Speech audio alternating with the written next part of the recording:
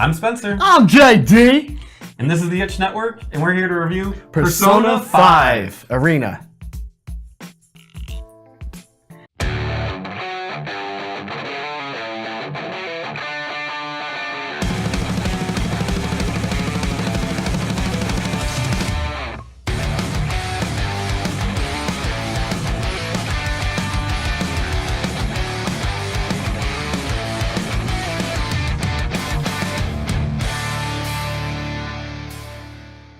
Persona 5 Arena came out for the PlayStation 4 and the PlayStation 3. What the fuck? It is published and developed by Atlas.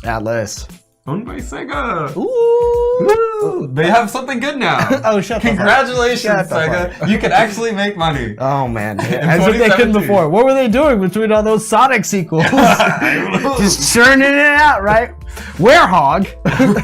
Where's the money, more like? That is so corny and delightful. Anyway, keep going. So Persona 5 is the story of a young man who gets in trouble with the law and is sent to live with a stranger and go to a new school. Only in Japan does that make any sense. Tokyo Drift. I don't know where they think that makes any sense, but that's apparently the story of this game. You better live with that stranger. And you're gonna go to a different school. My name is Styx. Interesting callback. Yeah. Okay. And while you're there, you stumble into some supernatural mischief. And with your new friends that you collect throughout the game, you collect friends. You attempt to rid people of the evil in their hearts. Damn, fucking A. You gonna pull that shit out? Yeah. Nah, you're naturally a good person. You actually have to steal it out. Our next target, Donald Trump. Game over. It kind of works that way. Oh, really? Because you do steal people's treasures that are in their hearts. And the treasures are things that make them essentially evil. Then why do they treasure it? I love being a bad guy. Well, I'm Styx, by the way. So how do you do it? Well, the game is basically half dungeon, half visual novel. Okay. It's very long, too. It's like 100 hours long. I know what you like and what you wouldn't. Yeah. It's also very anime inspired. We'll get into that later. Right. For sure. So there's a lot of dungeon crawling in this game. Okay. Half of it is dungeon crawling, pure and simple. Yeah. They each dungeon, quote unquote, has its own theme based on who you're crawling into. So you're crawling into their hearts to try to find their treasures. You're basically thieves. You're called the Phantom Thieves. And you're going into their hearts to find out, what that treasure is and steal it. So each one is themed differently. There's an Egyptian theme. There is a really futuristic factory theme. Overwatch. There's this, it's been a minute since I beat it now. There's a couple different themes that they play around with, and they all look different and have their own puzzles associated with it. That's kind of cool. Yeah, it's different from the past ones because there were more, in the past they were more like bland. Your typical. Similar corridors. Yeah. This one, and you see all the enemies, which is really cool. And to initiate the fights, you have to sneak up on them. So there's actually a weird stealth element in it. Oh, God. It doesn't really follow traditional stealth rules, so don't think that it's a stealth game. It's not. It's just that you have to hide next to things, and when they come close, you get a little meter, and then you jump on them when they get close. And it gives you the first attack. Does he literally jump on him? It's really cool. You jump on them, and you rip like a mask off of them, and they go, wah! And then the fight starts. Persona. Keep going. So once the fight starts, it's a traditional turn-based Shin Megami Tensei game. If you played any of these before, you know that it revolves around strengths and weaknesses. Kind of like a more detailed Pokemon. So every enemy has their own strengths, they could have several, and their own weaknesses, they could have several. If you hit their weakness, they get knocked over, and your character gets to attack again. If you can knock over all the enemies, your team gets to do a group-based attack, which does like a shit ton of damage. Most enemies, it will clear them all out at once. So you should be able to beat most of the encounters in the game on the first go-round without the enemies attacking. If you fail, that's when the enemies get to attack, and they have the exact same structure. So if they hit your weakness, you fall over. And if they hit everybody's weakness, it's basically... It rarely happens, but if it does, it's essentially game over. You're gonna get fucked. I've had entire teams fall because of special effects. Not necessarily weaknesses, but them like knocking me out, and then it was just like massacre. Just from a simple ad. It's crazy how the stats work in this game. It can be very challenging. That's the thing with this game is it doesn't hold up on the challenge. So. Spence. What are you gonna do? I mean, it's probably a pretty good thing. And with it comes a little Pokemon element. Personas are essentially Pokemon. The other characters in the cast have their own persona and they stick with them throughout the entirety of the game. Your character switches personas and can use up to, I think the max is 12 towards the end of the game. Also what you can do is fuse them, which is you execute them with guillotines and then they fuse into one persona. Yeah. Not like Dragon Ball Z. Okay. I know what that reference is because I played a shitty Dragon Ball game. Hey. And when you fuse them, they become more powerful and grow and learn new abilities. That part's really addictive. I love fusing different ones together. You can even fuse 3.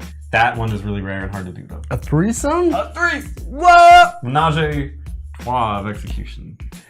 The other half of the game, like I mentioned, is a sim-type game where it plays out like a visual novel. So you go to school in the beginning. Fuck. And then from school, you can choose to go into dungeons. Cool. Which also has mementos. Endless dungeon crawling. Basically what that is. But it does play into the end of the game. Anyway, it does have that. Or you can choose to spend time with people. Girls? Girls! Girls! Oh, Beastie Boys. Yeah. So you can choose to spend time with the girls. There are a couple guys you can spend time with. Don't worry about them. They're gonna fuck them. This game doesn't really have a gay thing going on. So. And there's not even a female cast you can play as. Or you can't play as a female character. It's only male, right? Yeah, there's no switching. They did that in Persona 3. Yeah. They enabled it, but it's really kind of different. Anyway. It's harder to develop. They don't have the assets for that, okay? Let's be honest here. So, yeah, you can date a bunch of girls in this game. Some of them are older. Rapists? Yeah, they would technically be, if it was America, or maybe in Japan, I don't know what the rules are there, but it would be statutory rape. So just know that. Rape's not funny, but the fact that this game doesn't care is. Yeah, PSA. God. So you develop these social links with these people, which obviously progress your story with them, but also progress your abilities in the game. So it gives added bonuses, like you can take extra turns in life. Like days essentially have turns to them. Okay. You have the school time, then after school, and then nighttime. And you can take, an extra play through at the night if during the day you chose to go to the dungeons. You can say, okay, well, now that I've worked with this person, they're letting me do this. And you get little bonuses throughout statistically. So can you never go into a dungeon? If you go into a dungeon, you can't do anything at night. No, I mean, like, can I just be like, I only care about the school life? No. Shit. You have to do dungeon crawling. Fuck. Yeah. And they all kind of tie together, and it's really neat how that works out. And, yes. It's cool that there's a symbiotic relationship between the two. I just want to get an artificial degree. So it is kind of at times. Graphically, the game is not horribly impressive. You can tell this is basically a souped-up PS3 game. Oh. Good or bad, I don't really care, because it has an amazing aesthetic. The game uses the color red to portray pretty much every important aspect of this game. They use red, black, and then occasional introductions of white. Ooh. And everything is stylish, from the end of battle scene, which I love, where your character is just like strutting around, and he's got the other people hanging out next to him, and just acting all cool, to the anime cutscenes, which are very welcome. It's cool to see them like animated, because I know I usually don't like anime, but when you know the characters and you're in the game, you can get a feel for it. How's Death Note going? It's fine. Anyway. So it's graphically, you come here for the bang, for the pop, for the coolness. I was thinking bang. And some of that too. But you don't come here for the 1080p high-res graphics, because it doesn't have them. It isn't. Looks like an anime. Plays like an anime. It's 480. Yeah. It's 480p. Yeah, it looks horrible. So, on this topic of animes and stuff, they have a lot of dialogue in this game. Everybody's voice acting is great. What? Everybody sounds I'll awesome. be the judge of that. You should hear it. Everybody sounds really good. Ha ha ha ha ha!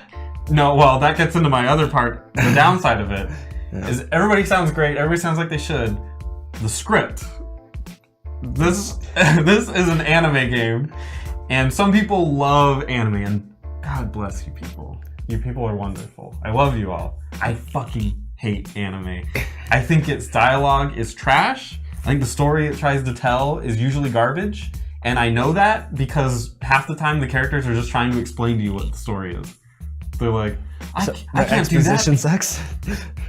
Oh, absolutely. The whole thing is exposition. Yeah. The characters are constantly exposing things. You gotta show you the right anime, man. Well, I'm just saying, in this game, Yeah. particularly, there'll be characters that will just kind of talk and explain the story as they go, and they go, it's weird that this guy didn't do this because of this, and then he didn't do this, and this time it happened because this way. It's like, no character would ever say things like this. So the script is horrible, but I also know that there are people that like this. So I can't really necessarily say it's bad, but for me it was horrible. It was, the script is... The average American is horrible. I don't know, I notice things like that, but people really love anime, so I can't really... Where's my sweat drop? So the music also, in case you hadn't heard, is really good. That was actually what I listened to. I just put it on a playlist, and I think I was playing Overwatch, and I was like, I'll save a couple of these. Music is really good. Yeah. And especially in the later dungeons, Yeah. it's like, they do different forms of the same song Yeah. with different instruments. So it's like to theme it. Yeah. When things get more heated, it goes to like rock guitar. Whereas when you're just going through, it's like more jazzy style. Keep it cool, fly guy. Fly Why you Guy. driving, bruh? That was the name of my character. How did you know that? Oh, It was Fly Guy. Oh, I watched you play. Oh. No, I'm you in didn't your house. because they completely banned it. I'm in your closet. Oh, okay, then yeah. You don't know I live there. Yeah. So yeah, music is great. Cool. So the pros: addictive dungeon crawling, fun life sim elements to it. If you like romantic stuff, they don't really go that far into it, which is a disappointment. Oh. But like, you can understand that they're kissing at first. Penetration. There's no penetration. Shit. And the music is great. In fact, if you get a soundtrack to this, I totally recommend it. I was actually gonna buy you a soundtrack for it. It's $60. Oh, okay. No, don't do that. It's pretty expensive. That's crazy. And I was like, let me top it off. It is a really good soundtrack. Yeah. So play it for that. Cons, I think this is a deeper con, which we should probably go into in a broader video. Yeah. A lot of this game felt oddly restrictive. For a game that offers almost infinite abilities to do things. Like, look who you can fuck. You can fuck these people. You cannot fuck those people. You can talk to them anyway, so don't even worry fucking about them. And then there's dungeons. Like, go into a dungeon crawling. Go do this. The game is really restrictive in what you can do. That sucks. And meeting with these people, there's essentially a strict dialogue, and there's multiple things you can say, but they don't mean anything. You'll always do the exact same thing regardless. So, oddly restrictive for a life sim. Thought that was worth noting. And the story and dialogue are shit, but most people probably don't care about it. You'll probably accept it for all its problems and flaws, and actually, so did I, because I recommend this game for a full $60. It was a lot of fun. You get your money's worth. If I can look beyond the story, everybody else will think this is probably one of the best games of the year. I actually don't think it's one of the best games of the year. Whoa. I thought it was going to be, but it didn't quite win me over with the story. Overwatch came out again this year. Yeah. Overwatch 2.0. What the shit? Wow. Oh my god. Anyway, that's my review. I'm Spencer. I'm JD. This is The Itch. Thanks for watching. Goodbye. Leave. Get out of here. You're done.